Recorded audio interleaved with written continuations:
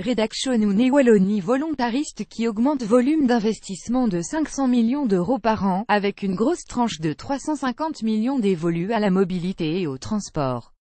C'est une nécessité, dit le CDH, son ministre des Travaux publics, de la mobilité et des transports, Carlo Di Antonio en tête.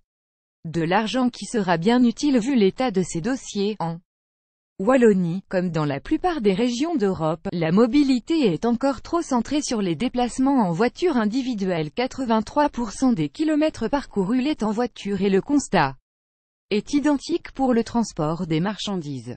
Tant que l'on en est au constat, on peut sortir l'artillerie lourde. La pollution de l'air par le trafic routier tue plus de 2400 personnes chaque année en Belgique et le bruit du trafic plus de 200. En 2016, en Wallonie, 302 personnes sont décédées et 15 297 ont été blessées suite à un accident de la route. Accident qui coûte 6,8 milliards d'euros par an à l'État belge. La perte liée aux embouteillages étant estimée, elle, entre 1 et 2 milliards chaque année.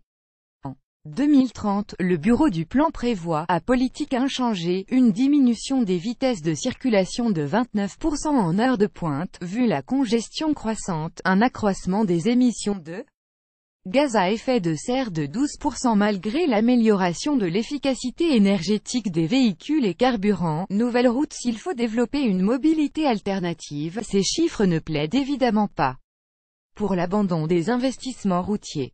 On a d'ailleurs fait beaucoup trop peu en la matière dans les années 90 et au début des années 2000, ce qui oblige aujourd'hui les gouvernements à rattraper le temps perdu, explique Carlo Di Antonio. Il faudra encore 5 ou 6 ans pour retaper les 30% du réseau structurant encore en mauvais état, clame-t-il. On parle ici de 2300 km d'autoroutes et de routes principales. Et puis, il reste 6200 km de routes secondaires et communales qui ne se portent pas toujours mieux. La réhabilitation, la sécurisation de nos routes, la finalisation de certains contournements ou la création de nouvelles routes d'accès à des pôles d'activité seront, bien sûr, poursuivis, plus grands que Carlo Di Antonio à propos du covoiturage et des transports publics. Il faut un déclic dans la tête des gens. Autre solution proposée: le vélo ou la marche. Mais, et si l'argent ne faisait pas la mobilité?